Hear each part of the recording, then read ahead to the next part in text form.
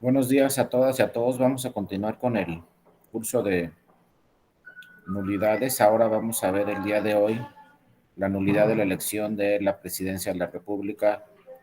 Vamos a ver la nulidad de elección de estos casos en los cuales pues no ha habido muchas reformas a la ley en cuanto a esta causal de nulidad.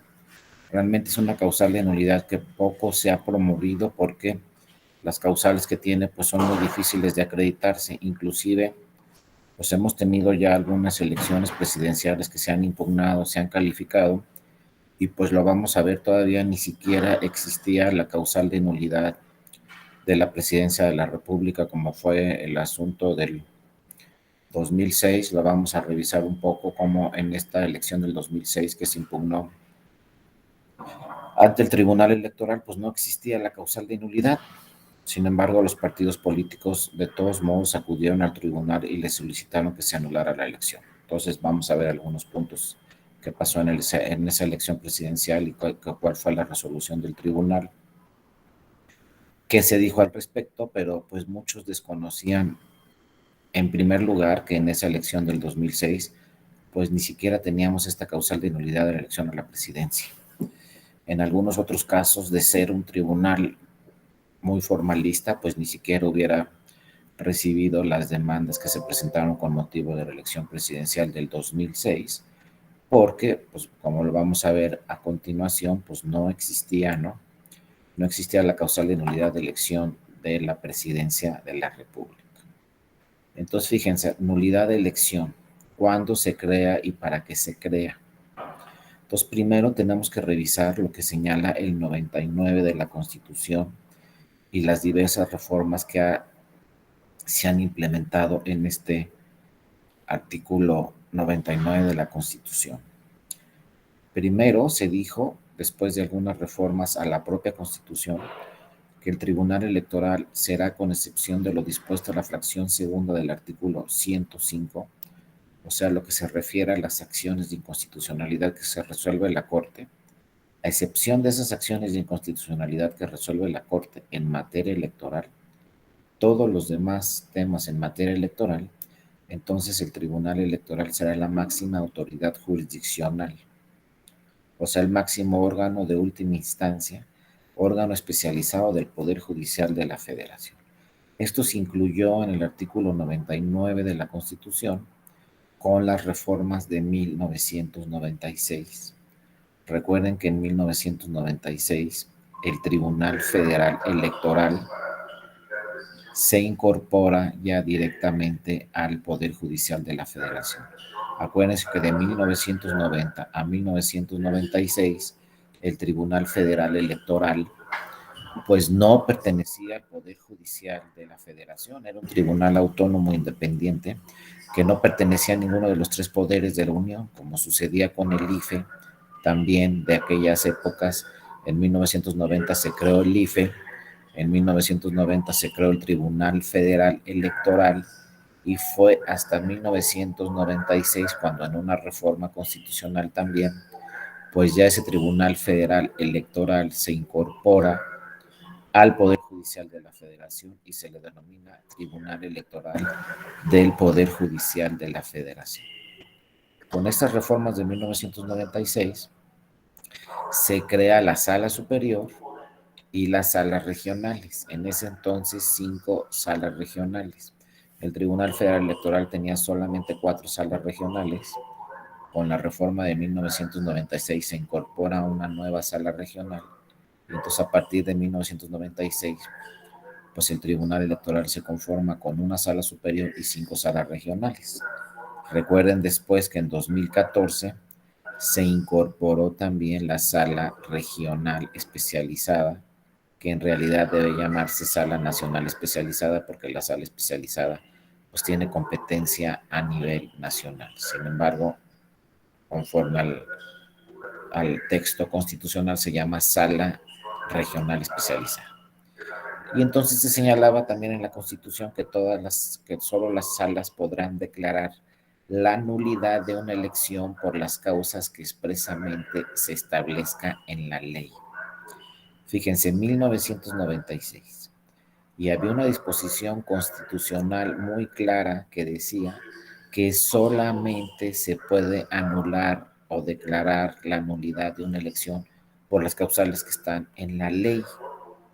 Y entonces en 1996, pues no había causales de nulidad de la elección de la presidencia de la República en la ley, ni menos, ¿no? En la Constitución. Entonces la Constitución decía y ordenaba solamente si hay causales de nulidad, se va a anular la elección. Entonces, ¿qué pasa? ¿Qué pasa en el 2000? ¿Qué pasa en el 2006? ¿No? Que no había causales de nulidad y la Constitución decía, entonces no puedes anular la elección. Entonces aquí de entrada, lo primero que podemos pensar es que no se podría anular la elección de la presidencia de la República porque no existe un capítulo de causales de nulidad para la presidencia de la República. Cuando se creó esta disposición en el artículo 100, en el artículo 99 de la Constitución, solamente había causales de nulidad para diputaciones federales y causales de nulidad para senadurías, pero no para la presidencia de la República.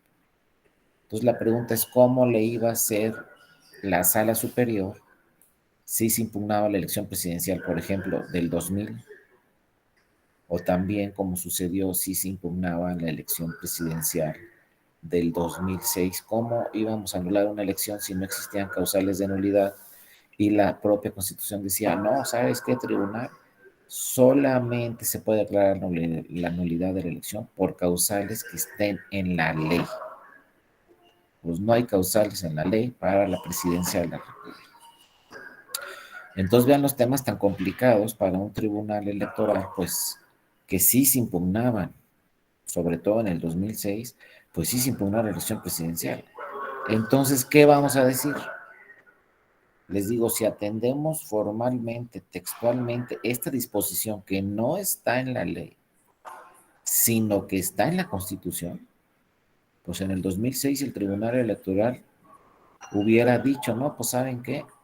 No proceden todas las demandas que se presentaron para solicitar que se anulara la elección de presidente en 2006, porque no hay causales de nulidad en la ley. Y luego, segundo punto, admites todas esas demandas. Entonces, ¿con base en qué causal de nulidad vas a anular la elección presidencial? Si no hay causales de nulidad, ¿cómo vas a decir en tu sentencia se actualiza la causal de nulidad tal para la elección de la presidencia de la República si no hay causales de nulidad en la ley ni en la Constitución? Vean, fíjense, tanto que se cuestionó la elección presidencial en el 2006, que el INE no sé qué, que el tribunal no sé qué, que se tenía que anular y no se anuló, que hubo tantas irregularidades y no las revisó el tribunal, que el resultado fue tan cerrado de 0.5% la diferencia entre el primero y segundo lugar, y ni así lo anuló el tribunal. Primero vean el problema el que estaba en el tribunal, nadie lo sabía. Es que en México luego tenemos ese problema, nos vamos directo a lo que dicen los medios de comunicación y muchos medios de comunicación en el 2006 ni siquiera sabían que no se podía anular la elección porque no había causales de nulidad, ni en la ley ni en la Constitución. Pero fíjense, a pesar de que no había causales de nulidad, el tribunal admitió todas las demandas, las revisó, analizó el asunto de la elección presidencial. Entonces la pregunta es ¿cómo? ¿Por qué las admitió si no hay causales de nulidad? ¿Por qué las revisó si no hay causales de nulidad? ¿Por qué contestó todos y cada uno de los agravios de la elección presidencial si no había causales de nulidad para anular la elección? ¿No? Aquí la pregunta es con base en qué fundamento jurídico yo recibo, admito las demandas y las resuelvo. Porque obviamente el que quedó en primer lugar en la elección presidencial, luego llegó como tercer interesado y le dijo al tribunal, oye tribunal, tú no puedes admitir todas esas demandas y mucho menos puedes anular la elección porque no hay causales de nulidad de la elección. lo más que podrías hacer es anular la votación recibida en una o varias casillas de la elección presidencial, como sucedió en el 2000, que se anularon algunas casillas nada más de la elección presidencial, pero no la elección. Y entonces el primer lugar obviamente insistía y le decía al tribunal, no puedes anular la elección, no hay causales de nulidad, y el 99 de la Constitución señala claramente, solamente se puede declarar la nulidad de la elección por las causales que estén expresamente en las leyes. Y si ve uno la ley en ese tiempo, el COFIPE y la ley general del sistema de medios de impugnación en materia electoral, pues en 1996 se creó y no crearon causales de nulidad para la elección presidencial. Llegó la elección presidencial 2000, no había causales de nulidad de elección presidencial. Llegó la elección presidencial 2006, no había causales de nulidad de la elección presidencial. Entonces, ¿por qué el tribunal revisó si se debía anular o no la elección? Entonces, vean, el tribunal tuvo que interpretar de otra forma la Constitución, y también ese 99 de la Constitución nos dice, fíjense, algo, un texto muy importante. En base a este texto, fue como el tribunal dijo, en un momento dado puedo anular la elección, aunque no existan causales de nulidad. Porque este texto de la Constitución también señala, en el propio 99 nos dice, la Sala Superior realizará el cómputo final de la elección de presidente de los Estados Unidos mexicanos. Este es un punto muy importante. El cómputo de la elección presidencial, también muchas veces nos confundimos, no lo hace el INE. El INE hace el cómputo de todas las elecciones de diputaciones y de todas las elecciones de senadurías y declara la validez de la elección y dice el candidato ganador es este, es elegible, cumple con todos los requisitos y quien ganó la elección de diputaciones es este. De las 300 diputaciones de mayoría relativa y las 200 de RP, quien decide quién ganó y otorga la constancia de mayoría y validez es el INE. En diputaciones, en senadurías igual, de las 128 senadurías, quien hace el cómputo final de todas las elecciones y dice quién ganó, es el INE y otorga las constancias de mayoría y validez, el INE, ¿no? Pero para la presidencia de la República no es el INE. Quien hace el cómputo final y dice quién ganó y otorga la constancia de mayoría y validez es la Sala Superior del Tribunal Electoral, que también muchas veces nos confundimos, pues el INE ya dijo que la elección presidencial quedó así, el cómputo final lo hace la Sala Superior. Quien dice quién ganó es la Sala Superior. Y quien otorga la constancia de mayoría y validez al candidato o la candidata ganadora de la presidencia de la República es la Sala Superior, o sea, el Tribunal Electoral, no el INE. Sí, adelante, Omar, buenos días. Gracias, doctor. Buenos días para usted y para todos. Aquí una duda. Sí, Entonces, el tribunal siempre los va a contar al final, aunque no impugnen ni nada. exactamente, así es, Omar.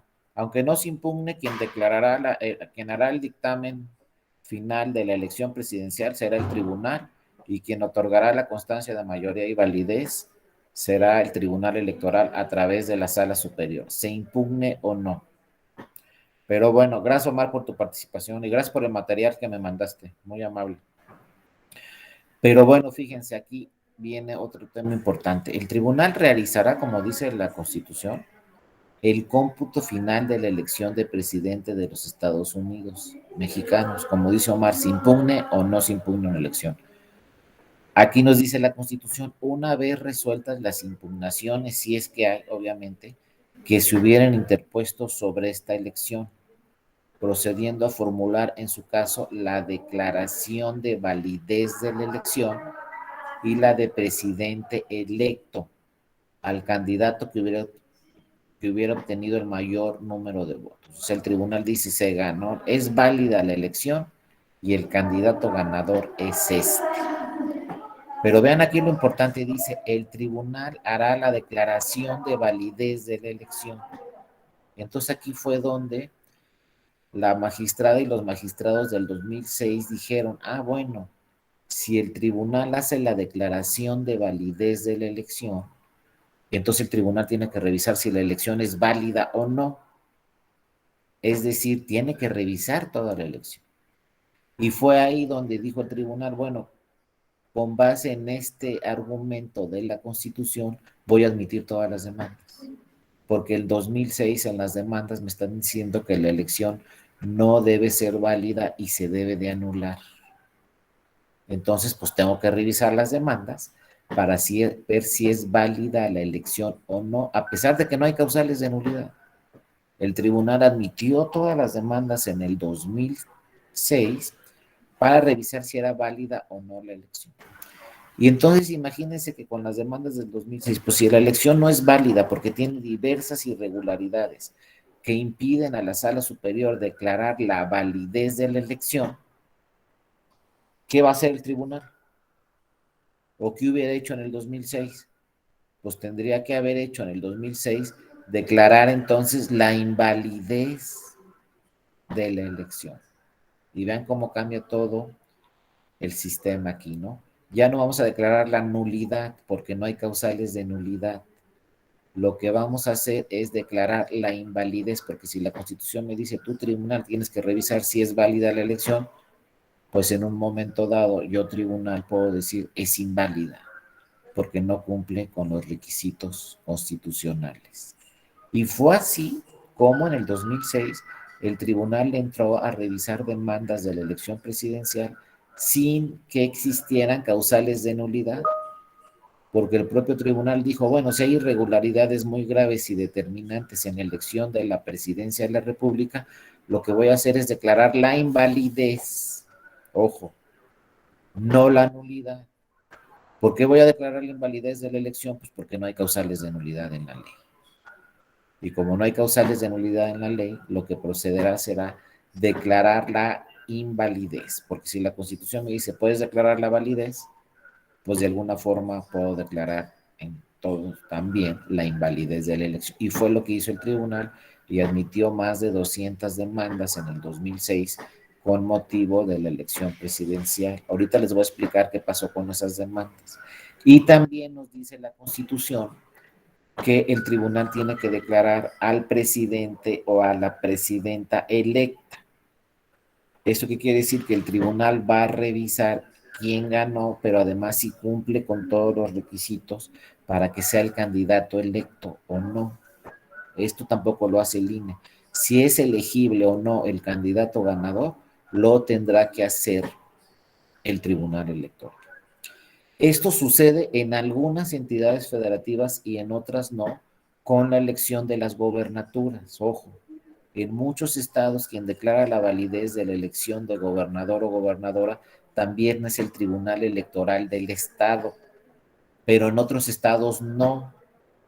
Hay que ver en qué estado estamos nosotros, en qué entidad federativa estamos, leer la constitución de mi estado y ver si ahí es el OPLE quien declara la validez de la elección o es el Tribunal Electoral quien declara la validez de la elección. Por ejemplo, en Colima, quien declara la validez de la elección de gobernador o gobernadora es el Tribunal Electoral del estado de Colima también. Pero hay otros estados donde sigue siendo el OPLE. Entonces, híbrido en las entidades federativas. En algunas entidades es el OPLE, en otras entidades es el tribunal. Pero a nivel federal, o sea, tratándose de la presidencia de la República, sí está muy claro que es la sala superior. Por eso, a partir de 1996, por ejemplo, el candidato Fox, luego Calderón, luego Peña Nieto y luego nuestro actual presidente, todos fueron al Tribunal Electoral a que se les diera su constancia de mayoría y validez. No fueron al INE. Los candidatos ganadores a la presidencia de la República no se presentaban en el INE a que les dieran su constancia, se presentaron al Tribunal Electoral y ahí las magistradas y magistrados en su momento les otorgaron la constancia de mayoría y validez de la elección después de que se revisaron todas las impugnaciones y se realizó el dictamen de mayoría y validez de la elección y de candidato electo. O sea, quien les dijo, ya ganaste, aquí está tu constancia, en pocas palabras, fue la sala superior en una sesión solemne que se hacía ahí en la sala superior, y pues ya en la historia del tribunal, en estos 25 años que tiene el tribunal, pues ya fue Fox, ¿no? Ya fue Calderón, ya fue Peña Nieto y ya fue también López Obrador. A ver quién va en el 24 y se las dejó de tarea, pues va a estar buena la cosa, ¿no? Pero ahí vamos. Entonces, insisto, es lo primero que tenemos que ver en el tema de nulidades de la elección presidencial. No había causales de nulidad en el 2006, sin embargo, el Tribunal Electoral le entró a la revisión de todos los casos y dijo, pues si son las irregularidades tan graves como para anular la elección, pero no puedo anular la elección porque no hay causales de nulidad en la ley ni en la Constitución, lo que voy a hacer es declarar la invalidez de la elección. Entonces imagínense toda la interpretación constitucional que tuvo que hacer el tribunal para darle entrada a esas demandas. Tan cuestionado que fue el tribunal en el 2006 y ni siquiera se dieron cuenta que tuvo que hacer una gran interpretación el tribunal para admitir todas las demandas, porque otro tribunal dice, no, pues no hay causales de nulidad, entonces no puedo anular la elección, y entonces, ¿sabes qué? No te reviso todas tus impugnaciones donde me estás diciendo que se anule la elección porque no hay causales de nulidad. Así de sencillo ya hubiera sido, y entonces no tendríamos que estar ahí todos los días, mañana, tarde y noche, revisando todas esas impugnaciones, pero el tribunal pues dijo, vamos a revisar este tema, es muy delicado, el resultado está muy cerrado, tenemos que darle transparencia y certeza al proceso, y entonces vamos a entrarle a la revisión de estas demandas y en su caso declarar la invalidez de la elección. No, ¿qué pasó en este 2006? Ahorita lo vamos a ver, pero bueno, antes de eso les platico que con las reformas constitucionales y legales de 2007-2008, entonces sí, ya dijeron los legisladoras y los legisladores, no, pues ¿saben qué? Pues vamos a poner causales de nulidad en en la ley, porque no es posible que en el 2006 no había causales de nulidad para la elección presidencial.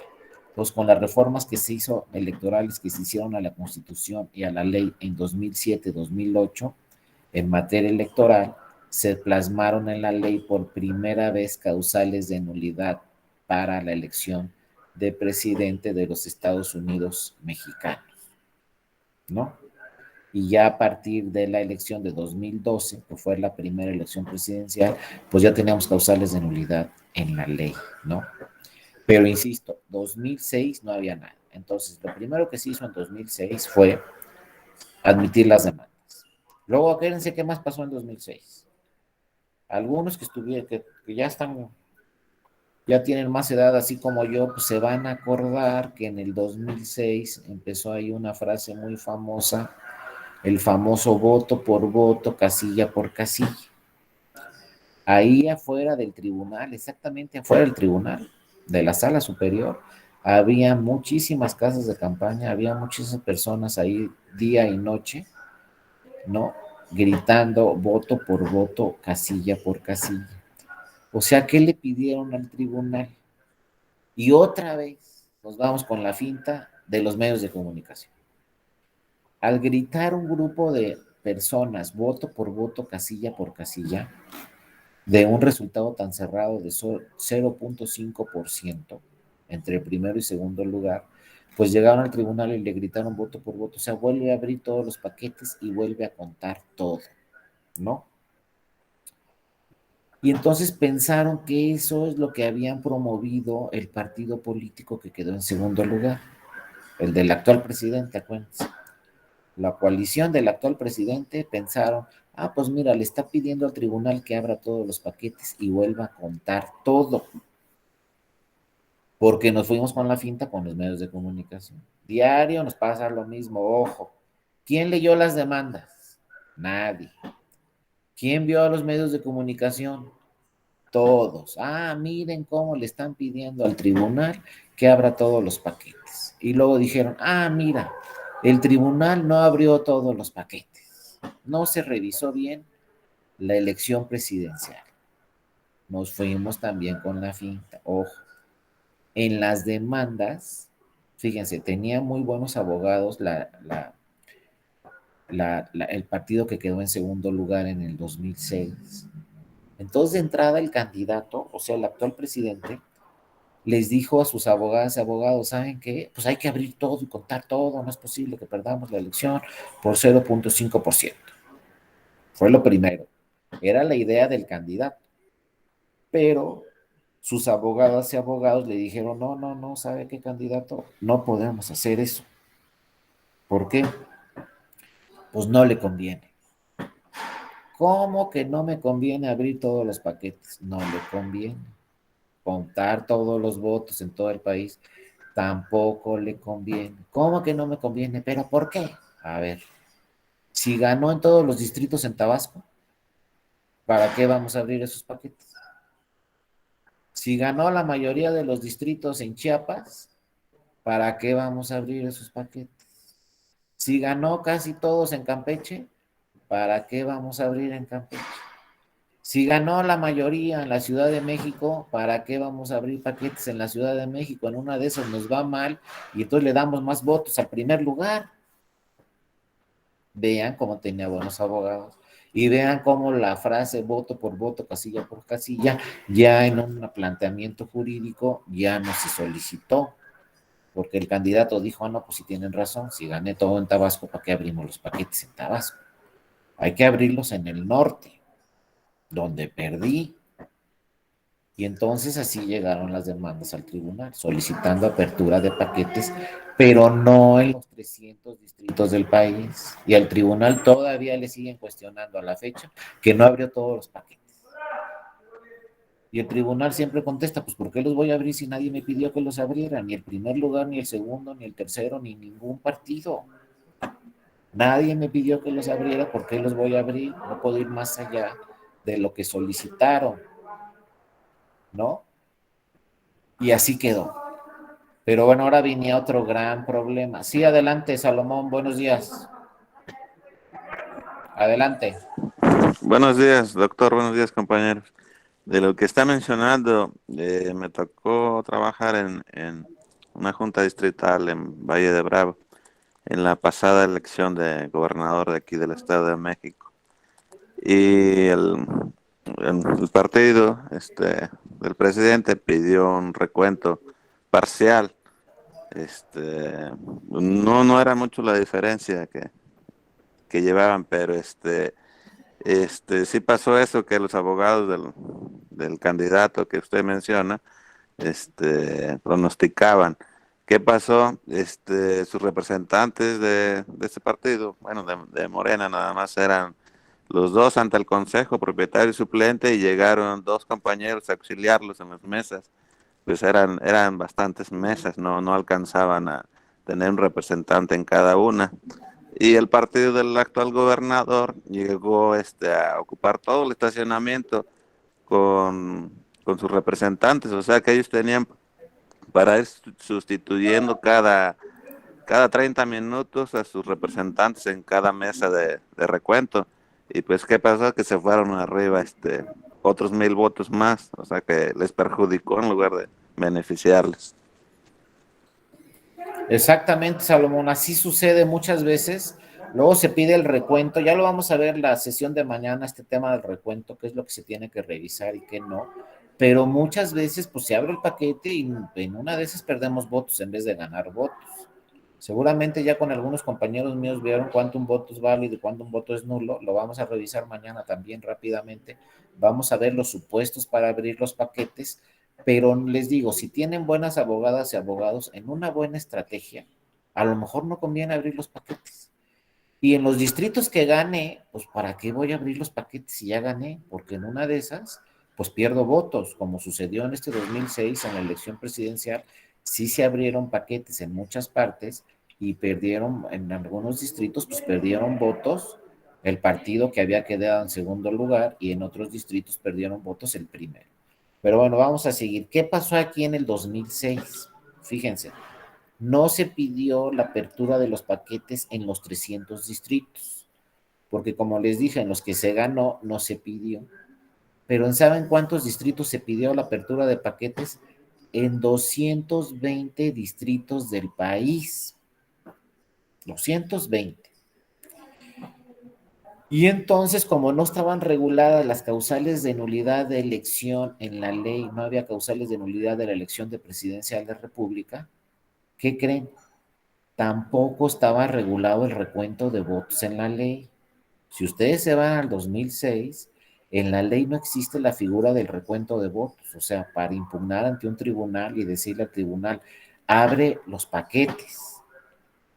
Eso ya está ahorita en la ley, lo vamos a ver mañana, pero no estaba en el 2006. En el 2006, no, si ustedes revisan la Ley General de Medios de Impugnación o cualquier ley local, no existía la figura de abrir paquetes. Entonces, ¿qué decía el tribunal en el 2000? Bueno, antes del 2006, ¿qué decía el tribunal? Si la irregularidad no es determinante, no voy a abrir el paquete, como ya lo hemos estado viendo. ¿A qué me refiero con eso? A ver, si en una casilla hay 10 votos ahí raros en la casilla, como lo hemos visto, ¿no? Dejaron a 10 votar sin credencial. Entonces ahí está la irregularidad. Entonces yo voy al tribunal y le digo al tribunal, oye, abre el paquete tribunal porque estos 10 votos, pues no, sabes que estas personas no están en la lista nominal o lo que ustedes quieran. Entonces el tribunal decía, a ver, pero ¿cómo quedó el resultado en la casilla? No, pues me ganaron por 50 votos. Entonces el tribunal, bueno, quitamos esos 10 votos irregulares que me estás diciendo, te siguen ganando por 40 en la casilla. Entonces no procede a abrir el paquete. Solo vamos a abrir los paquetes cuando sea determinante la irregularidad. Es decir, yo le digo al tribunal, mira, aquí te acredito, tribunal, que hay 10 votos irregulares en ese paquete. Y la diferencia entre primero y segundo lugar en la casilla fue de 5 votos. Entonces ahí sí es determinante. Esos 10 votos pueden cambiar el resultado de la elección. Y entonces se abría el paquete. Pero insisto, solo se abrían los paquetes cuando era determinante. Entonces eran muy pocos los casos que era determinante. Entonces, antes del 2006, el tribunal abría muy pocos paquetes, porque además era a consideración del tribunal discrecional, porque la ley no obligaba al tribunal a abrir los paquetes. Entonces, en el 2006 dijeron, vamos a cambiar este criterio de que sea determinante. Y lo primero que dice la sentencia del 2006 es, si en el paquete no hay certeza, aunque sea de un voto, vamos a abrir el paquete. Es decir, si hay un voto ahí inconsistente, si en el acta de escrutinio y cómputo les sumaron mal y les faltó un voto, entonces conforme a la lista nominal tienen 100 y boletas en la urna tienen 99, pues la inconsistencia es de un voto. Pero dijo el tribunal, ya no vamos a revisar la determinancia. Vamos a abrir todos los paquetes que tengan inconsistencias, aunque sea de un voto y no sea determinante. Lo más que el tribunal al crear ese nuevo criterio se metió en un gran problema porque dijo, ahora sí vamos a abrir muchísimos paquetes, todos los que tengan inconsistencias, aunque sea de un voto, en los rubros fundamentales, o sea, boletas recibidas en la urna, cuántos votaron conforme a la lista nominal y la votación emitida, o sea, la suma de todos los partidos, más votos nulos, más votos de candidatos no registrados. Esos 3 rubros deben de coincidir, dijo el tribunal en 2006. Si no coinciden y el error es, aunque sea de un voto, pues vamos a abrir el paquete. Aunque sea un voto nada más en esa casilla, el que esté ahí inconsistente. Pero entonces imagínense cuántos paquetes tenían que abrir. Y entonces, en base a esa sentencia, dijo el partido político, pues yo impugné 220 distritos, donde perdió, obviamente, la coalición que quedó en el segundo lugar en algunas casillas en esos 220 distritos, pues impugnó esos 220 distritos, muchísimas casillas. Y el tribunal le dio entrada porque dijo, no, pues todas estas casillas que me está impugnando el partido que quedó en segundo lugar tienen errores, aunque sea de un voto.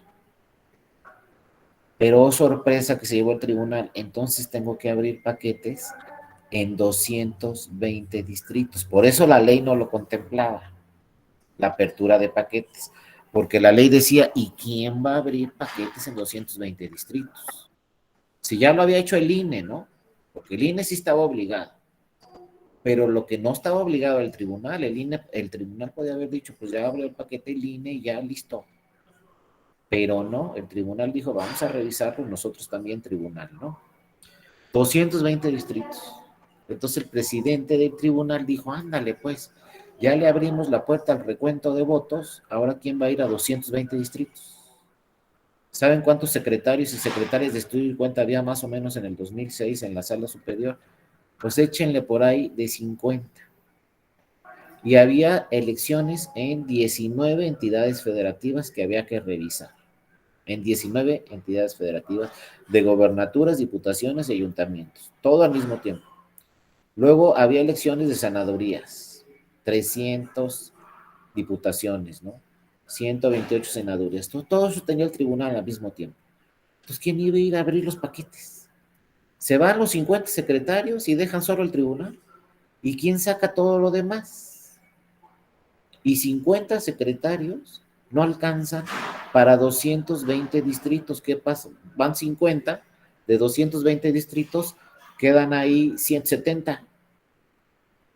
Y son 3 días nada más. La ley dice, tienes 3 días para contar otra vez, abrir los paquetes y volver a contar todo. 3 días. ¿Quién iba a ir? Pero ya había hecho el tribunal, pues le vamos a dar certeza y transparencia al proceso electoral y vamos a contar todo lo que nos está pidiendo el segundo lugar.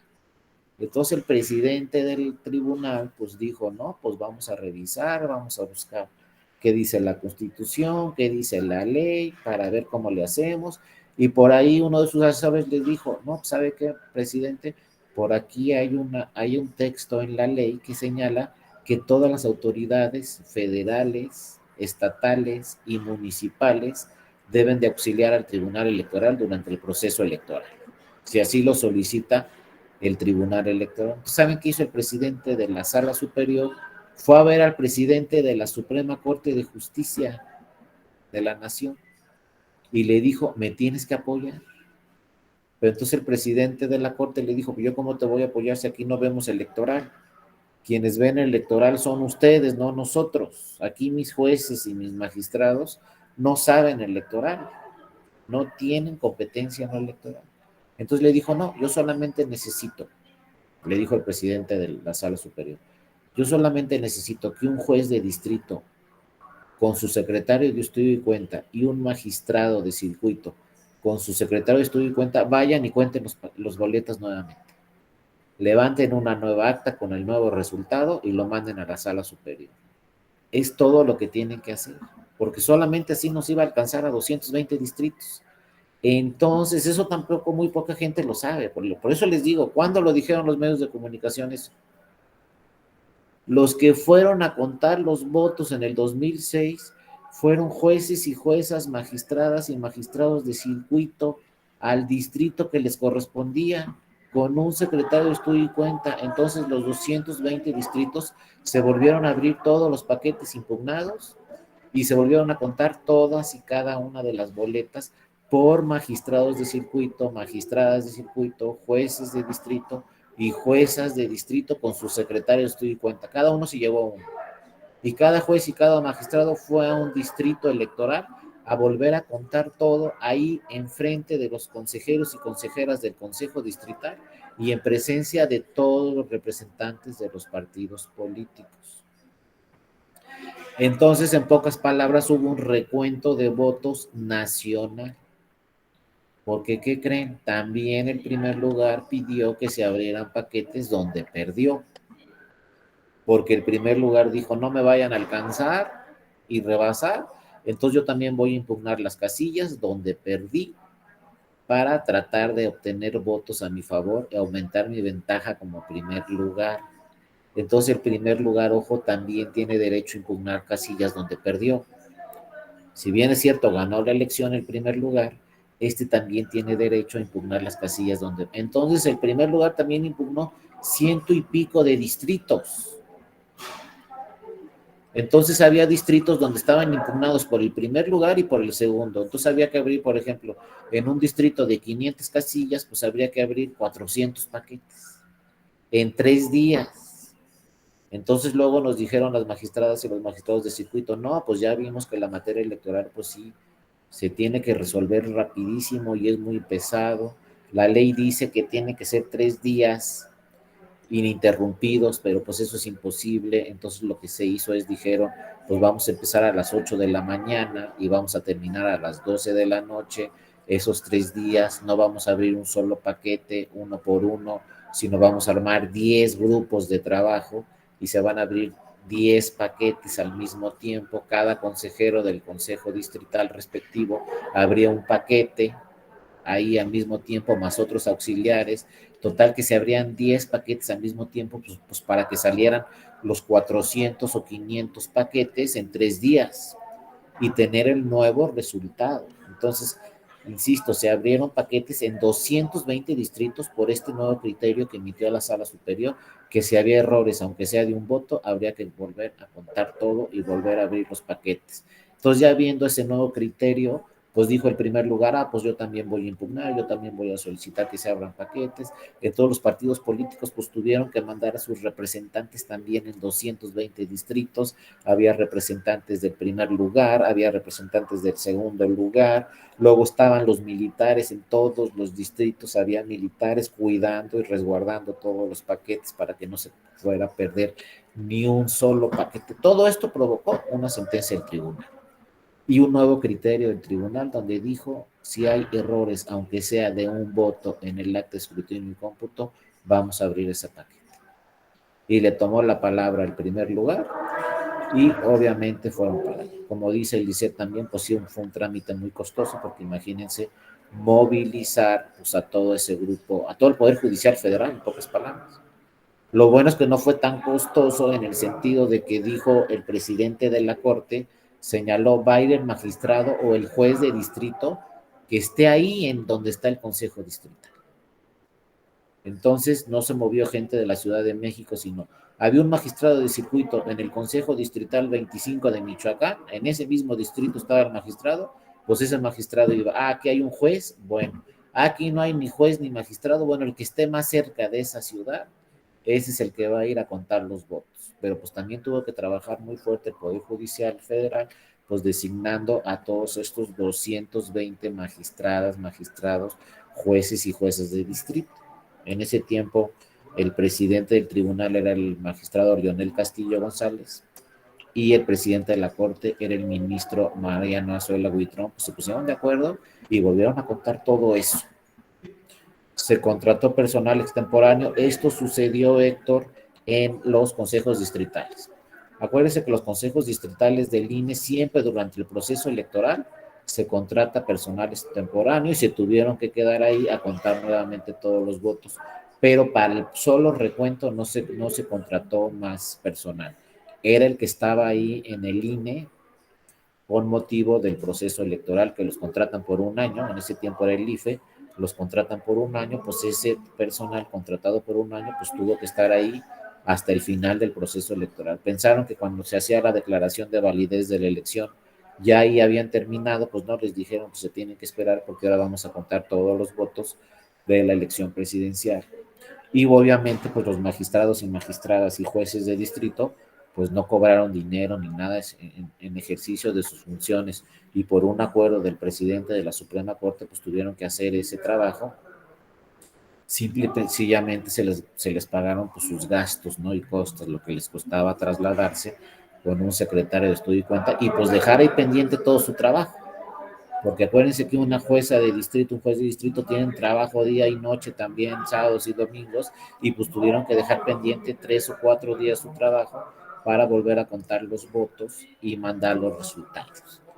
¿Cuál fue la conclusión? Fíjense que en muchos distritos, como dice Salomón, perdió votos el que solicitó que se abrieran los paquetes. El primer lugar en muchos distritos perdió votos y el segundo lugar también en muchos distritos perdió votos.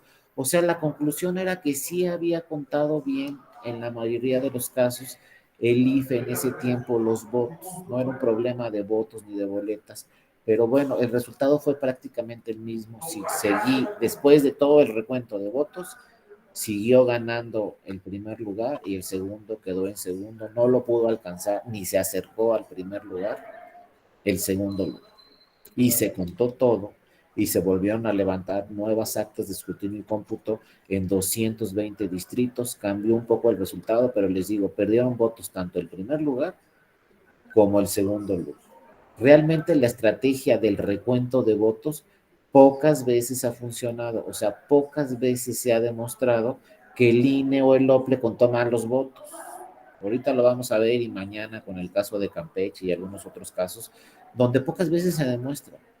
Yo abro un paquete y a lo mejor 2 o 3 votos recupero, pero nada más. No voy a recuperar todos los votos de ese, ni me van a faltar boletos. Si acaso es un error de un voto o 2 votos. Y los errores en el recuento de votos por lo general se encuentran en que el escrutador dijo este voto es válido y en realidad era nulo. O esos votos que ya platicamos que tenían 3 marcas y el escrutador no supo qué hacer con esa boleta con 3 marcas y mejor la mandó a votos nulos. O luego hay votos de candidatos no registrados y tampoco saben bien qué hacer con el voto de un candidato no registrado. Algunos pequeños errores, pero no, cambiar el resultado final por recuento de votos ha sido en muy pocas ocasiones cuando ha resultado, ¿no? Pues así pasó en el 2006, cambió el criterio. A partir del 2006 dijo la Sala Superior, ahora vamos a abrir todos los paquetes de todas las elecciones. Cuando el error sea, aunque sea de un solo voto, vamos a abrir todos los paquetes.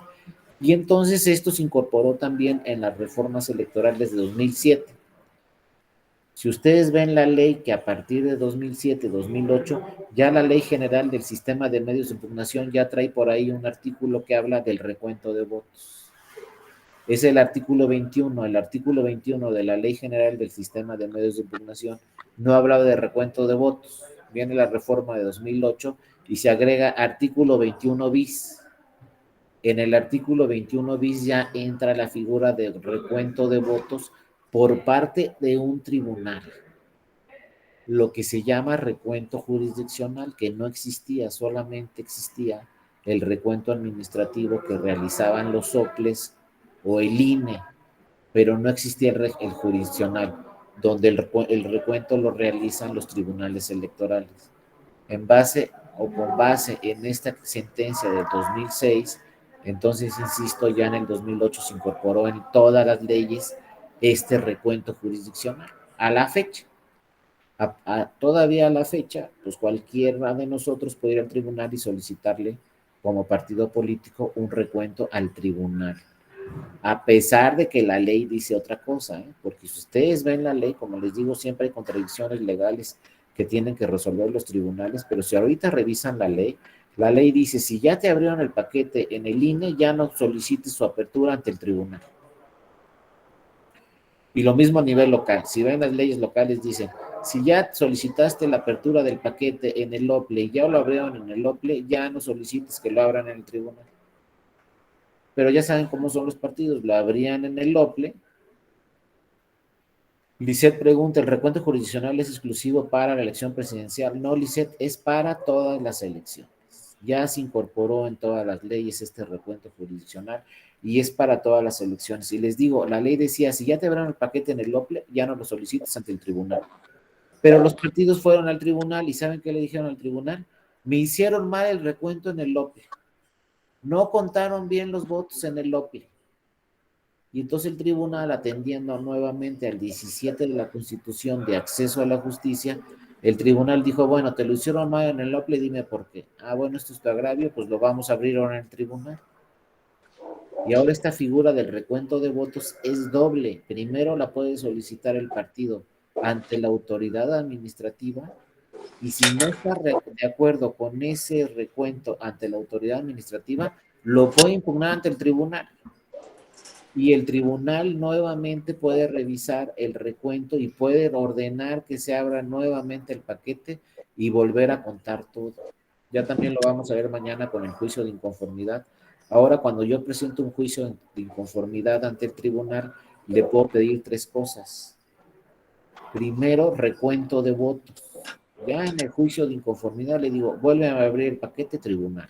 Luego le puedo pedir que se anule la votación en una o varias casillas y finalmente le puedo pedir al tribunal que se anule la elección. Depende de qué elección se trate, pero le puedo pedir al tribunal que se anule la elección. Bueno, esto pasó en 2006. Entonces viene, como les decía, 2007 y entonces ya las legisladoras y los legisladores en el 2007 dijeron, no, pues ¿sabes qué? Ya hay que poner causales de nulidad en la ley de elección presidencial. No es posible que estemos en el 2007 y todavía no existan causales de nulidad para la elección presidencial. Y además el tribunal, pues de todos modos ya admitió las demandas. Y ya dijo, como no puedo anular la elección, lo que voy a hacer es declarar la invalidez si hay una serie de irregularidades.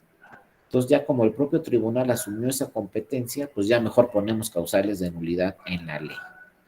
Y entonces fue cuando se crearon estas nuevas causales de nulidad, ¿no? Pero vean cómo quedaron y siguen así. Estas se crearon en el 2008, se plasmaron en la ley y siguen así al 2021. Para el 2022 pues no van a aplicar porque son de presidente, pero las seguimos así. O sea, están muy acotadas.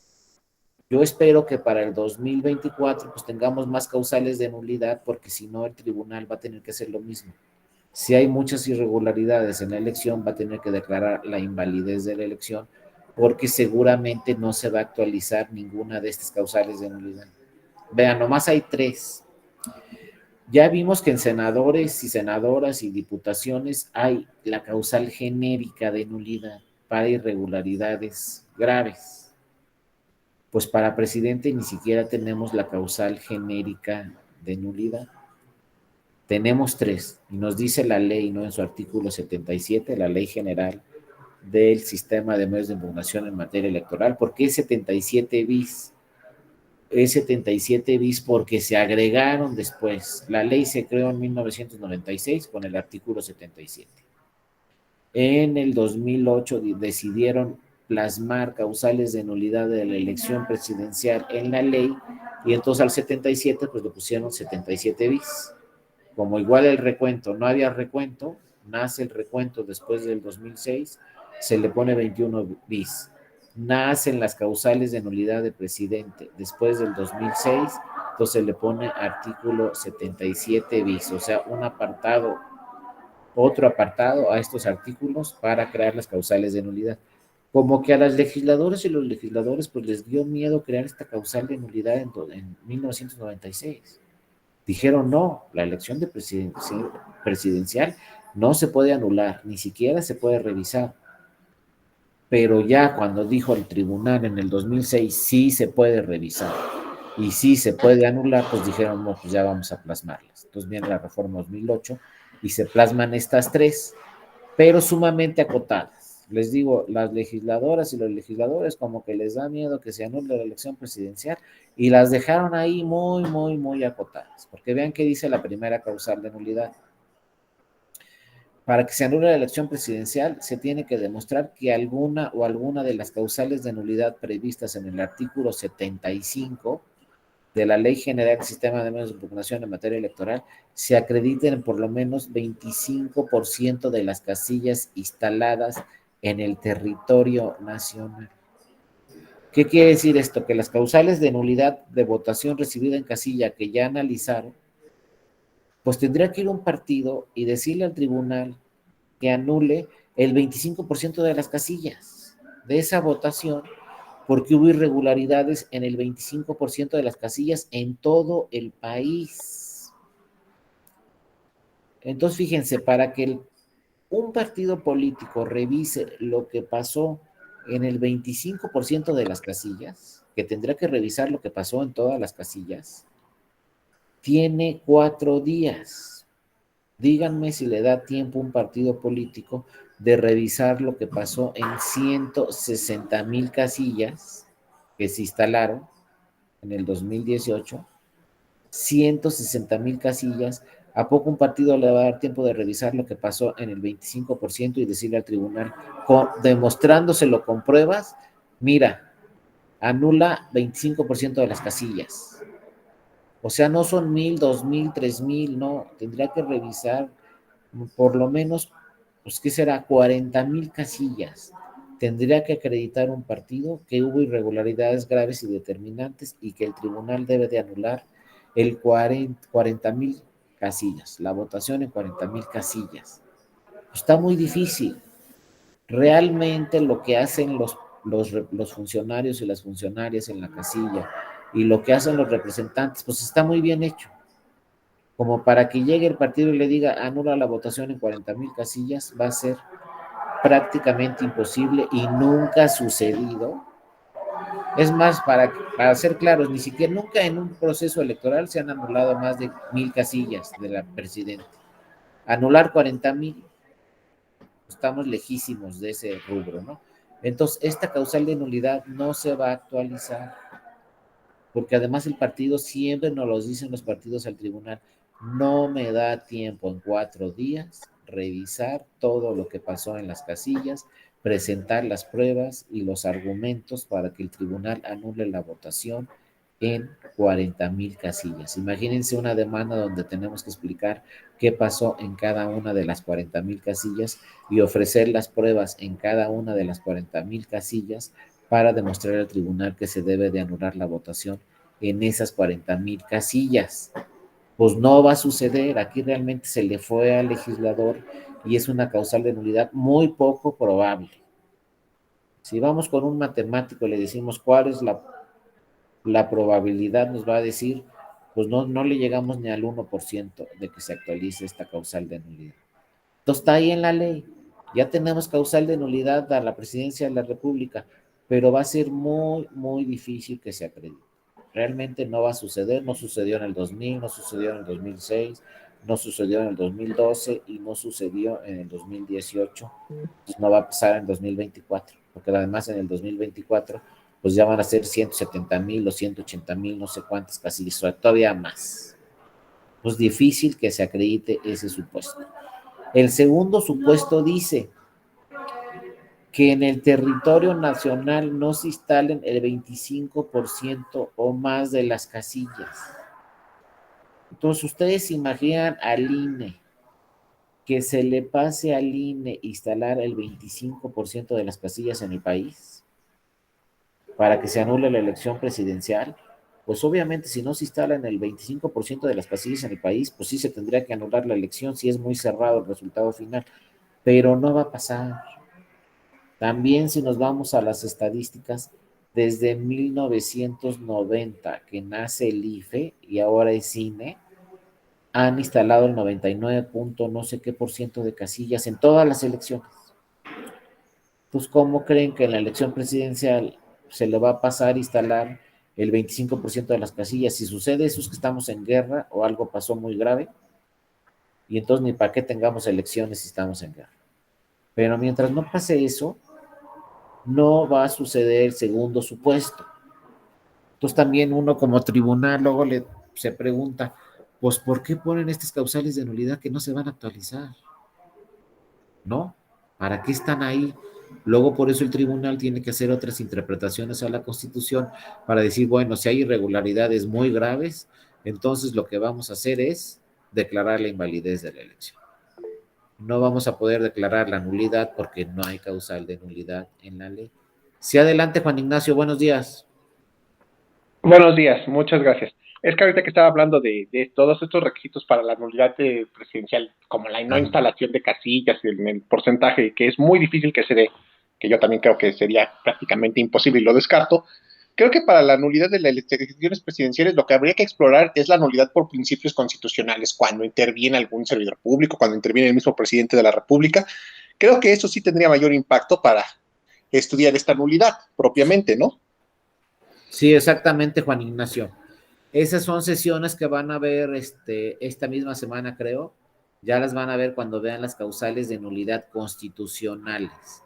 Esas causales de nulidad que están en la Constitución son muy importantes y esas también proceden para la elección presidencial. Las van a ver y como tú lo dices muy bien, Juan Ignacio, esas sí se podrían acreditar quizá en una elección presidencial. Pero esas las tuvimos hasta el 2014. Yo ahorita estamos en el 2006, 2008, por eso no hemos llegado ahí, pero tienes toda la razón, Juan Ignacio. Ya hay otras nuevas que sí se pueden acreditar.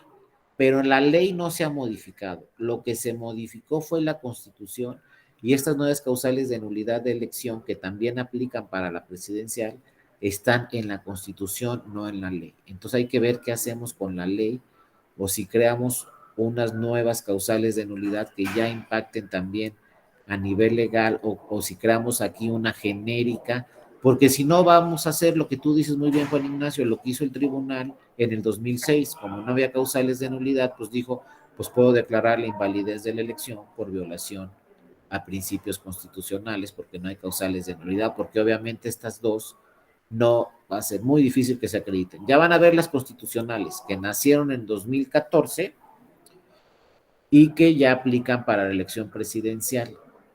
Pero ojo, ¿qué pasó? ¿Por qué no hemos revisado muy bien las causales constitucionales, estas que van a ver en las próximas sesiones? ¿Por qué no las hemos revisado o no las hemos confrontado frente a una elección presidencial? Porque solamente han aplicado para el 2018. Se hizo la reforma en el 2014, ya había causales constitucionales que aplicaban para la elección presidencial entonces del 2018, pero pues ya saben lo que pasó en 2018. En el 2018, por primera vez en la historia de nuestro país, no impugnó ningún partido la elección presidencial. En el 2000 impugnó el segundo lugar. En el 2006 impugnó el segundo lugar. En el 2012 impugnó el segundo lugar. En el 18 no impugnó ni el segundo, ni el tercero, ni el cuarto, ni el quinto, ni el sexto. No impugnó. ¿Saben quién impugnó la elección presidencial en el 2018? Solamente un partido, el PES. Pues resulta que el PES iba en la coalición ganadora de la elección presidencial y fue el único que le impugnó. Eso llamó mucho la atención en el mundo porque por primera vez en México todos los partidos políticos habían aceptado los resultados de la elección presidencial del 2018. Fíjense, del 2006, que fue una elección muy impugnada, una elección sumamente impugnada en el 2006, donde se presentaron casi 300 o más de 300 demandas, pasamos al 2018, donde ningún partido impugnó la elección presidencial. ¿Qué pasó de tener 300 y pico de demandas en una sola elección presidencial en el 2006? Pasamos al 2018 sin ninguna. Entonces todavía no, si siguen haciendo los análisis, se sigue revisando el tema, porque dicen, bueno, ¿por qué no impugnó el PRI? ¿Por qué no impugnó el PAN? ¿Por qué no impugnó el PRD? ¿Por qué no impugnó Movimiento Ciudadano? No impugnó ningún partido la elección presidencial en 2018. Aquí estábamos esperando tener la misma chamba del 2006, pues no hubo chamba prácticamente relacionada con la elección presidencial, porque todos los partidos, inclusive el mismo día de la elección, todos los partidos aceptaron el resultado y dijeron, ya perdimos la elección presidencial, ni para qué le movemos. Por primera vez, eso también no quedó muy claro y muchos desconocen que ningún partido impugnó, que todos los partidos aceptaron la derrota, que todos los partidos dijeron, pues ni modo, ya perdimos la elección presidencial, ni para qué impugnarla. Insisto, el único que impugnó fue el PES, pero el PES iba en la coalición ganadora. ¿Qué impugnó el PES? Pues el PES impugnó que se distribuyeron mal los votos y que le dieron más votos a Morena y les dieron más votos al PT y a él le dieron menos votos y por eso perdió su registro. O sea, el PES lo que impugnó es cuando las boletas tenían 3 marcas, le dieron más votos a Morena que a mí como PES en esas 3 marcas. Total, el asunto llegó al tribunal, pero el tribunal lo revisó y dijo, no, sabes que se distribuyeron bien los votos, a ti te correspondieron estos, al PT le correspondieron estos y a Morena estos, y pues no te alcanza. Y sí fue muy lamentable porque creo que el PES en el 2018 tenía 2.80 y tantos por ciento, necesitaba llegar al 3, estuvo muy cerca del 3%, pero no le llegó y perdió su registro. Y ya se sabe en la historia de este 2021, también volvió a registrarse con otro nombre, volvió a competir y otra vez 2.88 o 2 algo, casi el 3, pero no le pegó al 3 y volvió a perder su registro. Pero insisto, en la elección presidencial del 2018 solamente impugnó el PES la elección presidencial. Sí, adelante, Juan Ignacio. Pero ahorita que está hablando de esta parte de esta coalición, a mí me parece que ya es una mala estrategia de los partidos políticos coaligarse y no asegurar que por lo menos van a recibir el 3% que les permita mantener su registro y por ende las prerrogativas. Creo que ahí es un descuido que en esta materia no se puede permitir. Exactamente, así es, Juan Ignacio. Sin embargo, pues el partido político, te digo, impugnó la elección y dijo, pues vamos a ver que si se distribuyen bien las boletas. Muchos decían que ni siquiera podía impugnar la elección presidencial porque iba en la parte de la coalición ganadora. Pero bueno, impugnó, se resolvieron los asuntos y volvió a confirmar la sala superior hace poco, no fue hace mucho, que perdía su registro como partido político. Primero lo confirmó el INE y le dijo el INE, pierdes tu registro. Después del INE se fue al Tribunal Electoral y el Tribunal Electoral confirmó la pérdida de su registro como partido político y pues ya lo volvió a perder y entonces vamos a ver qué pasa para el 2024, pero pues por ahora ya ese partido político, nuevamente el PES, ya no tiene registro. Acuérdense que ayer hubo, no sé si estén enterados, pero ayer hubo elección para una senaduría en Nayarit. ¿Por qué hubo elección para una senaduría en Nayarit si ahorita no hay elecciones de senadurías? Porque el candidato ganador en Nayarit, el que ahora es gobernador, era senador, pidió licencia, se fue de candidato por Morena, ganó la elección y ahora es gobernador y entonces quedó la vacante en el Senado porque no había suplente. Entonces, por primera vez en la historia de nuestro país, el INE decidió convocar una elección extraordinaria para sustituir esa vacante, es decir, subsanar esa vacante que había en el Senado. Ayer tuvimos elecciones en Nayarit para una senaduría, entonces solamente esa senaduría. Y ahora lo que vi que fue que ahora iba la coalición Morena PT Verde.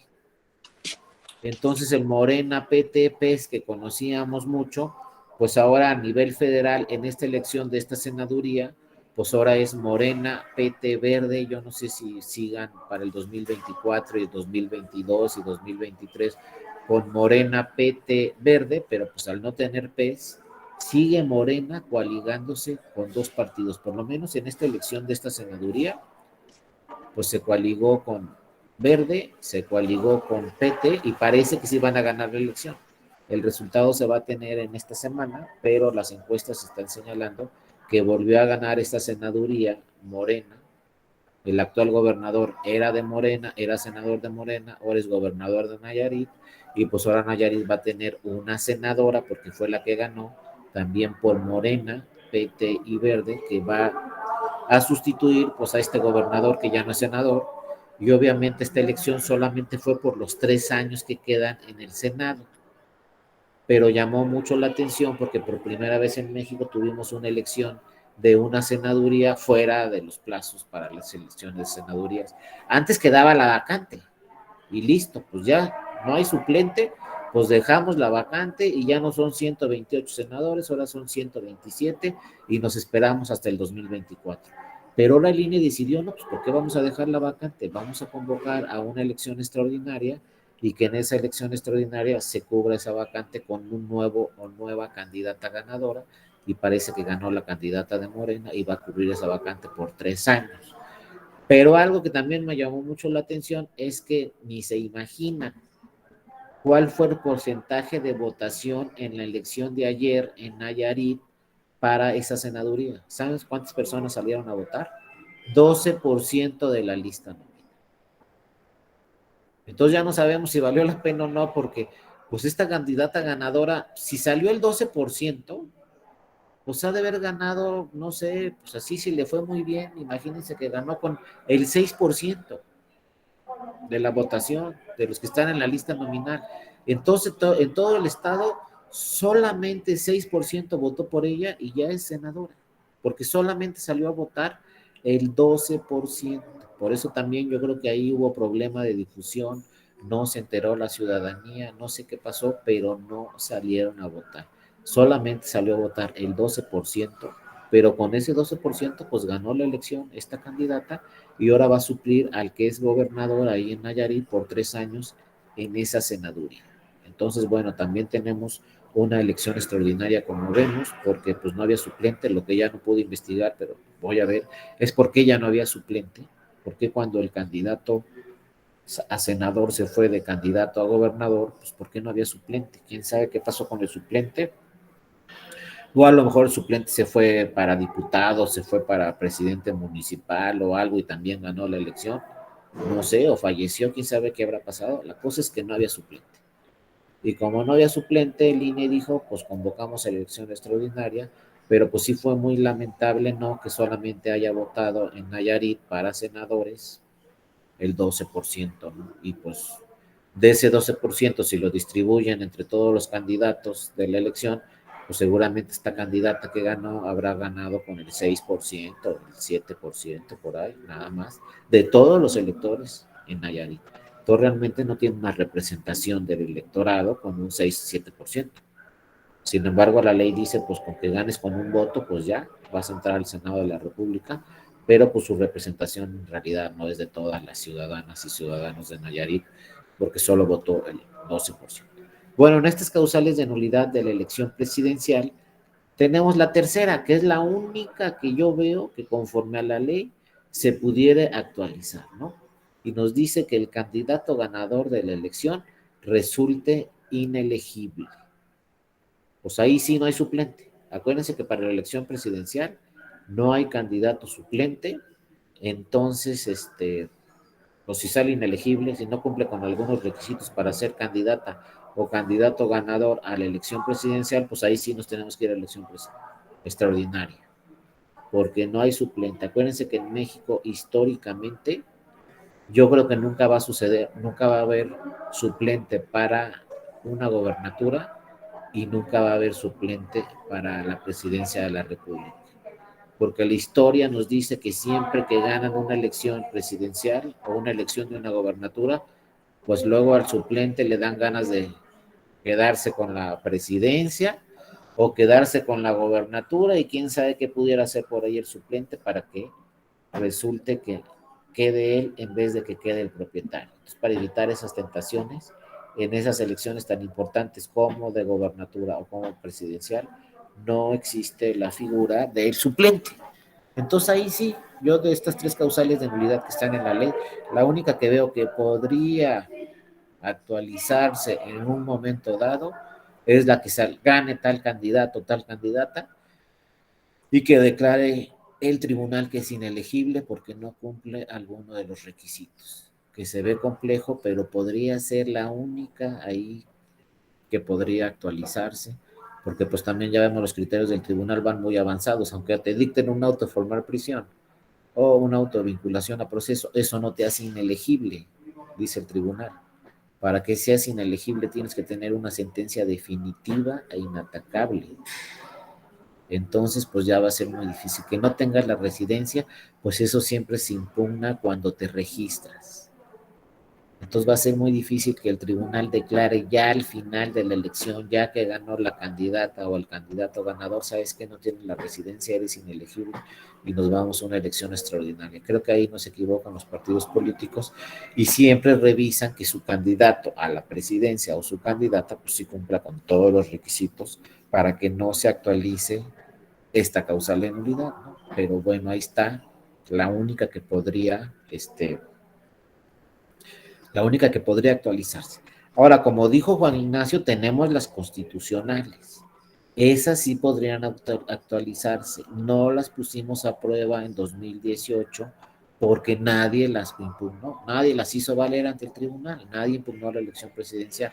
Las constitucionales puede ser por ahí que se hagan valer en el 2024, pero hasta la fecha estas que se crearon en 2014 para la elección presidencial todavía no las ponemos a prueba, pero ya no nomás son estas tres, ya son otras tres que están en la Constitución, pero que no entró a ellas porque seguramente las van a ver en otra sesión. Ya me entró la duda aquí con Lisette que decía que conmigo mañana terminan el diplomado, pero creo que no, creo que el diplomado sigue toda la semana.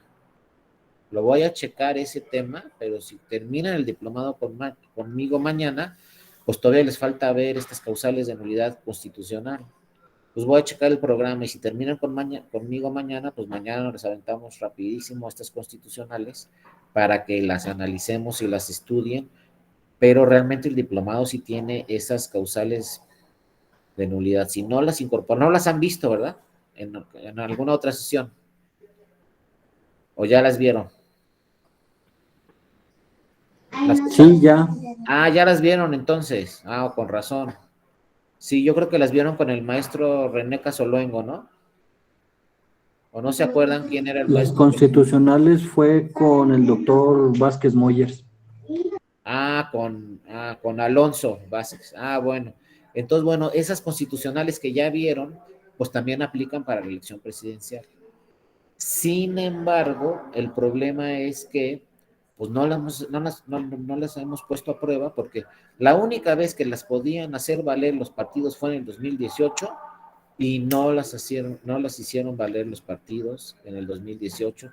Les digo, yo no sé qué pasó, sí me llamó mucho la atención, pero nadie impugnó la elección presidencial. El PRI no impugnó ni una sola casilla, ni pidió recuento, ni la nulidad de la elección. El PAN tampoco, el PRD tampoco, Movimiento Ciudadano tampoco, ningún partido que no iba en la coalición ganadora fue al tribunal a decirle, oye, que se anule la elección presidencial, oye, es inelegible el candidato ganador, nadie ha impugnado y teníamos las causales de nulidad constitucionales. Bien podía haber llegado un partido político y decirle al tribunal, oye, se rebasó el tope de gastos de campaña en la elección presidencial, oye, hubo recursos de procedencia ilícita, ¿no? O recursos del gobierno federal, local o municipal en la elección presidencial, pues nadie fue. Oye, no, también como la otra causal de nulidad que dice la Constitución, ¿no? De cuando se utiliza propaganda política en radio y televisión fuera de lo previsto por el INE, pues también podría haber llegado y aquí hubo propaganda de la elección presidencial a favor del candidato en radio y televisión, también era muy fácil que lo hicieran valer, nadie lo hizo valer. Entonces estas que están en la Constitución no nos han servido para la elección presidencial, porque insisto, la única vez que estábamos seguros que las iban a promover, el que quedara en segundo lugar, era en el 2018, pues nadie promovió, nadie impugnó ni el segundo, ni el tercer lugar, ni ningún lugar en la elección presidencial.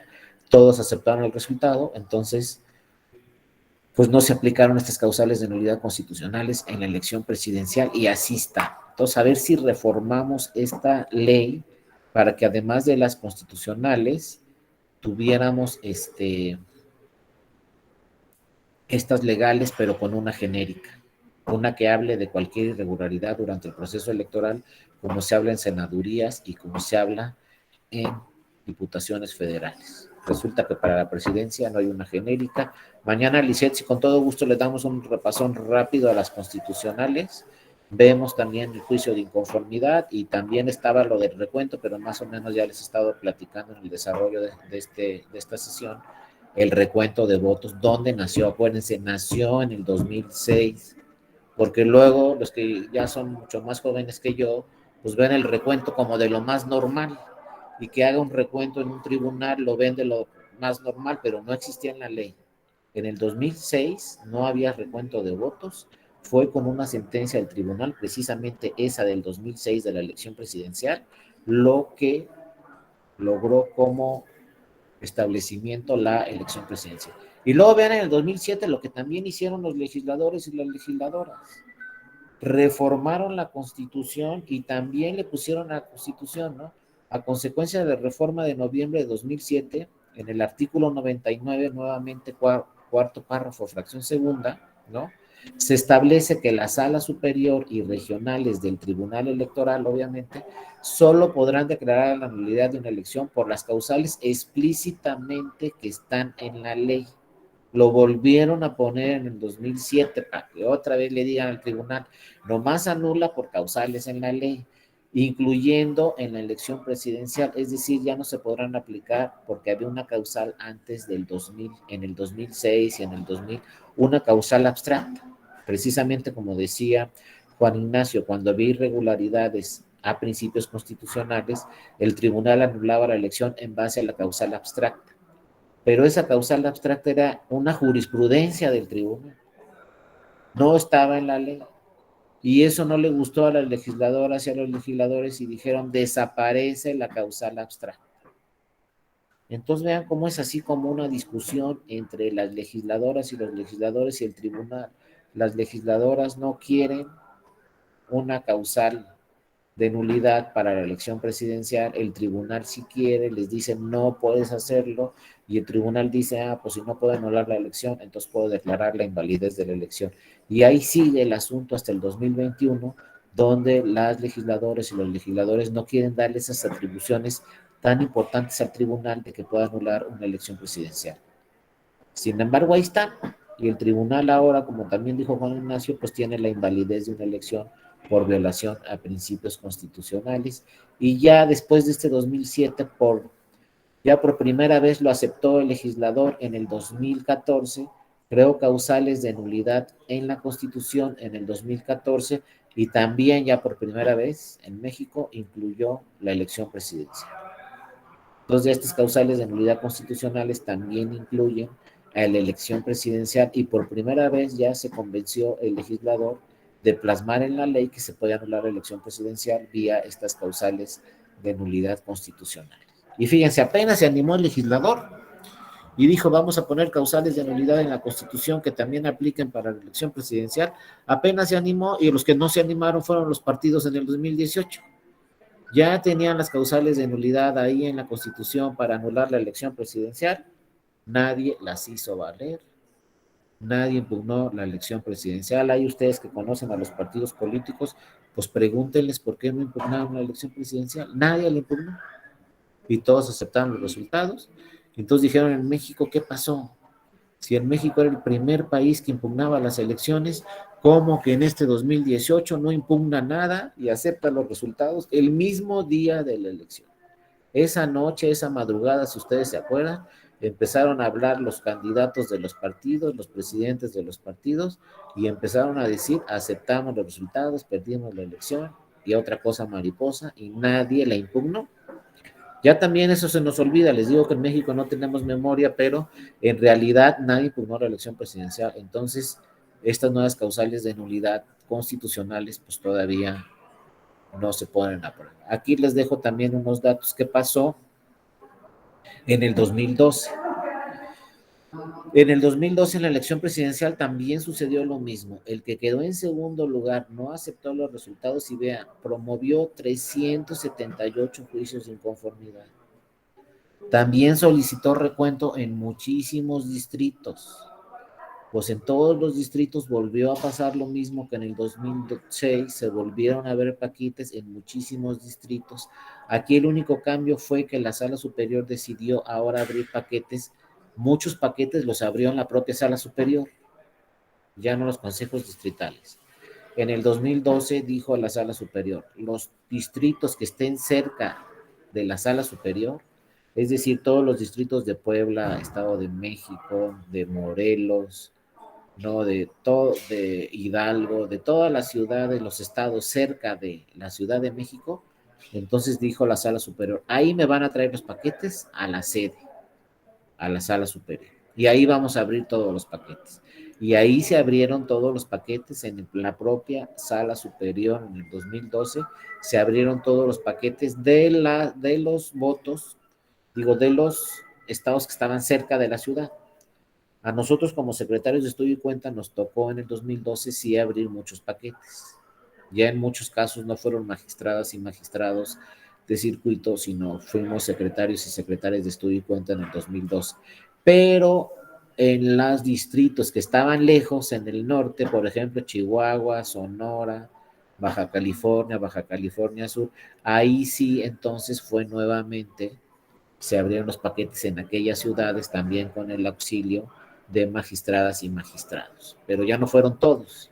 Ahí nos ayudaron menos porque muchos secretarios de estudio y cuenta, pues abrimos paquetes acá con sede en la Sala Superior porque no fue el mismo número de impugnaciones que la del 2006, pero les digo, fíjense, se promovieron 378 juicios de inconformidad en el 2012, estamos hablando 378 demandas. Y muchas demandas de esas, pues tenían y solicitaban recuento de votos. Ahora imagínense que también la Sala Superior tiene un plazo específico para resolver esos 378 demandas, nada más de la presidencial. Agréguenle senadurías, agréguenle diputaciones federales, agréguenle elecciones no sé, en el 2012 fueron 20 o poquito más de entidades federativas con elecciones. Este 2018 había una gran preocupación porque hubo elecciones en 32 entidades federativas. Imagínense, teníamos la elección presidencial, senadurías, diputaciones federales y elecciones en 32 entidades federativas, pero bueno, les digo, afortunadamente en el 2018 no se impugnó la elección presidencial, entonces, pues por lo menos en la sala superior nos salvamos de algo así como 300 y pico de demandas, de juicios de inconformidad, donde se tenían que haber revisado todos esos juicios. En el 2006, les digo, el Tribunal Electoral tenía una bodega donde estaban todas las pruebas que se presentaron. Eran más de 5,000 pruebas que había que revisar una por una, solo con motivo de la elección presidencial. Porque acuérdense que todas las pruebas que se presentan al tribunal hay que desahogarlas, hay que levantar un acta circunstanciada de qué se advierte en cada una de esas pruebas. Entonces imagínense que lleguen con un dato, ¿no? 300 videos, pues hay que ver los 300 videos. Y si cada video dura 1 hora, pues ya son 300 horas solamente para desahogar 300 videos y luego levantar un acta circunstanciada de qué se advierte de cada uno de los videos. Porque los partidos presentan muchas pruebas, a lo mejor tienen razón, a lo mejor no, pero el Tribunal Electoral está obligado a desahogar todas las pruebas, ya sean videos, USB, fotografías, lo que sea. Pues les digo, en el 2012 llegaron más de 5,000 pruebas solamente con motivo de la elección presidencial. Nada más que acá le costó mucho más trabajo al partido que quedó en segundo lugar, porque aquí el resultado ya no fue tan cerrado. Creo que fueron 7, 8 puntos la diferencia entre el primero y segundo lugar en el 2012. Muy diferente al 0,5% del 2006, y ya teníamos aquí en el 2012 pues la figura del recuento jurisdiccional, y también teníamos en el 2012 la figura ya de impugnar la elección presidencial rápidamente, ¿no? Y entonces se volvió a decir lo mismo en el 2012, porque recuerden que del 2006 al 2012 pues cambiaron los magistrados y las magistradas de la sala superior. Eran ya otros magistrados, los del 2006. Esos magistrados ya no eran los mismos que resolvieron la elección presidencial del 2012. En el 2012 ya teníamos nuevos magistrados, obviamente otro presidente. Los propios magistrados en la elección presidencial del 2006, pues luego después de la elección presidencial del 2006, terminaron su periodo. En ese tiempo, en la sala superior, todas las magistradas y los magistrados terminaban su periodo al mismo tiempo, lo que ya se rectificó, y ya para ahora, 2021, pues ya los magistrados y las magistradas no se van todos al mismo tiempo. En el 2006, después se fueron todos, entraron 7 nuevos, y estos 7 nuevos que entraron, pues resolvieron la elección del 2012. Entonces no sabíamos si iban a ser los mismos criterios o no, pero prácticamente fueron los mismos criterios, y lo mismo dijo la Sala Superior en el 2012. Si no se actualiza ninguna causal de nulidad con motivo de la elección presidencial, entonces lo que se puede actualizar es declarar la invalidez de la elección por violación a principios constitucionales. En el 2012 dijo lo mismo la Sala Superior: no porque no haya causales de nulidad de la elección presidencial, no por eso no se va a declarar la nulidad de la elección. En su caso vamos a declarar la invalidez de la elección, porque ya para el 2012 también ya existía la jurisprudencia que hablaba, como dice Juan Ignacio, de invalidez de la elección por violación a principios constitucionales, que todavía está vigente en el 2021. ¿Esto qué quiere decir? Que si no se actualiza ninguna causal de nulidad, lo que se puede actualizar es la invalidez de la elección por violación a principios que están en la Constitución en cualquier elección. Por eso no podemos solamente confiarnos en las causales de nulidad que están en la ley o en las causales de nulidad que están en la Constitución. Siempre va a existir esta figura de invalidez de la elección por violación a principios constitucionales, que no lo vamos a encontrar en la Constitución ni en la ley. Es una tesis de la propia Sala Superior. Entonces, la Sala Superior, vean cómo históricamente le ha dicho a las legisladoras y los legisladores, pues además de sus causales de nulidad, yo tengo esta de invalidez de la elección por violación a principios constitucionales. Y si no aplica o no se actualiza ninguna causal de nulidad que esté en la ley, lo que voy a hacer entonces es declarar la invalidez de la elección. Pero de que tengo que revisar una elección, la tengo que revisar porque todavía a la fecha llegan muchas veces los partidos y le dicen al tribunal, tú no puedes anular la elección porque no existe la causal de nulidad para ese tema. Como el que ya hemos analizado, por ejemplo, si se utilizan símbolos religiosos durante una campaña, no hay causal de nulidad a nivel federal por utilizar símbolos religiosos. Entonces ya no se va a anular una elección, pues sí, se va a declarar la invalidez por violación a principios constitucionales. ¿Sería posible, dice el ICED, en 2024 declarar la nulidad de la elección por violación, déjenme checar bien, por violencia política contra las mujeres? Pues miren, ese tema también vale mucho la pena analizarlo. Ya el tribunal este año, Lisset, por primera vez en la historia, el tribunal ya declaró la nulidad de una elección por violencia política en razón de género, ya la declaró en un municipio, ¿no? Y de hecho ya se anuló, ya se convocó a elecciones extraordinarias. Entonces, por primera vez lo hizo la Sala Superior y también una sala regional, en este caso la Sala Regional Ciudad de México. Es algo que no se ha incorporado a la Constitución, que no se ha incorporado a la legislación esta causal de nulidad, pero ya tenemos ahí el precedente. Lo que hizo la Sala Superior fue que se vulneraban algunos principios constitucionales y con base en ese criterio anuló la elección por violencia política en razón de género. Entonces, ojalá en una próxima reforma electoral antes del 2024 ya tengamos esta causal de nulidad en la ley o en la Constitución. Yo actualmente estoy trabajando un artículo que cuando lo termine se los hago llegar con todo gusto, donde estoy planteando crear esa causal de nulidad y plasmarla en la Constitución, no en la ley. ¿Cuál es la idea de plasmarla en la Constitución? Que aplique para todas las elecciones locales y federales, ¿no? Entonces estoy haciendo un artículo con base obviamente en esta sentencia de la Sala Superior, donde ya por primera vez, hace algunos meses, declaró la nulidad de una elección por violencia política en razón de género. Ojalá, les digo, antes del 2024 se pueda plasmar en la Constitución y ya la tengamos para las elecciones del 2024. Pero si no está en la ley ni en la Constitución, pues ya con este precedente de la Sala Superior, ya saben los partidos políticos y ya saben las candidatas que pueden acudir al tribunal a solicitarle esta nulidad y en un momento dado se pueda obtener la nulidad de la elección por violencia política en razón de género, pero insisto, sí sería lo más conveniente que estuviera a nivel constitucional y que fueran las legisladoras y los legisladores los que reformen la Constitución antes de 2024 y plasmen también esta causal de nulidad en la Constitución, pues para que ya aplique para todas las elecciones y no solo para las federales, o si lo ponen en alguna ley, solo aplique para esa ley. Creo que ahorita en este momento Veracruz y la Ciudad de México ya la tienen, pero faltan muchas entidades federativas, a nivel federal no está, pero insisto, ya se está trabajando en eso. Yo creo que las senadoras y senadores se van a dar cuenta de esta situación y al reformar la Constitución en una próxima reforma electoral antes del 2024 se pueda plasmar. Pero pues si no, es muy interesante este precedente y les digo, yo seguro se los hago llegar el artículo cuando lo termine sobre este tema.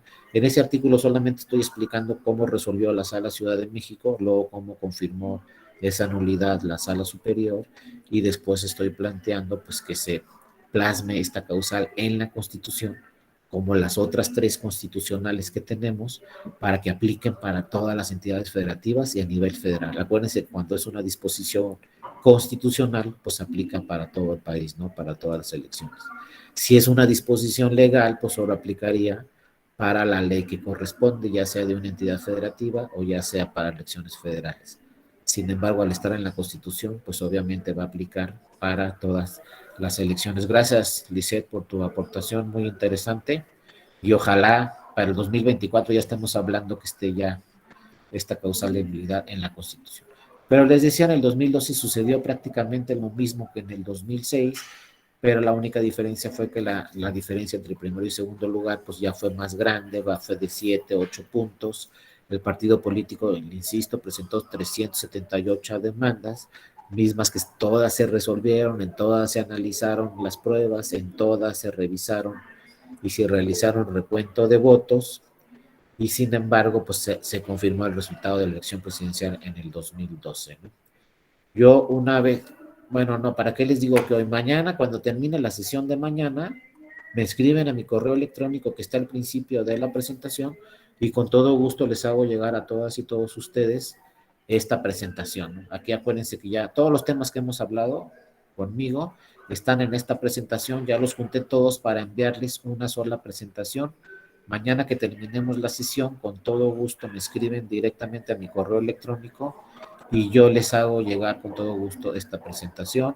Y luego síganme escribiendo a mi correo electrónico después y con todo gusto cualquier artículo o tema que tengamos relacionado con nulidades, alguna nueva jurisprudencia, yo también se los hago llegar. Insisto, le vuelvo a agradecer mucho a Omar, que platicamos sobre algunos asuntos la semana pasada, muy interesantes, y ya me los hizo llegar. Estábamos en otro diplomado, porque Omar lo tengo como en 3 diplomados y quién sabe cuántos más los voy a tener. Entonces estábamos hablando de pruebas y me dijo muy amablemente, yo le mando 3 sentencias, 2 de la corte y algunas otras, y pues ya me las mandó. Entonces no me queda a mí más que comprometerme con Omar y con todas y todos ustedes y mandarles esta presentación, que de hecho se la debo también a Omar.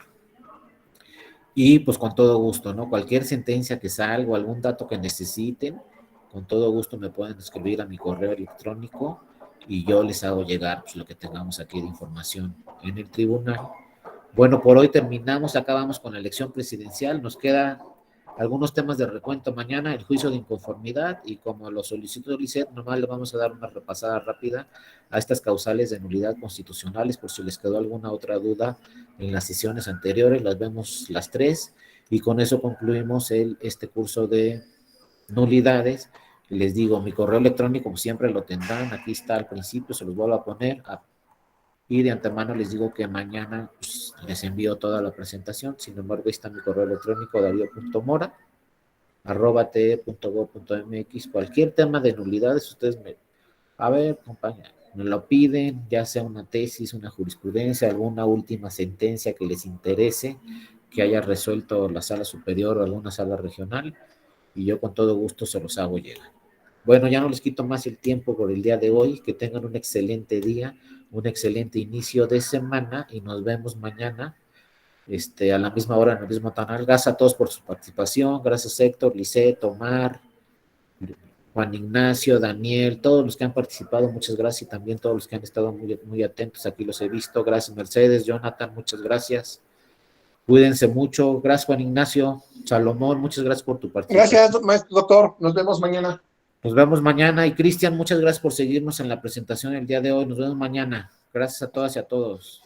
Cuídense mucho. Tenga bonito día. Gracias, doctor. Hasta mañana. Hasta luego.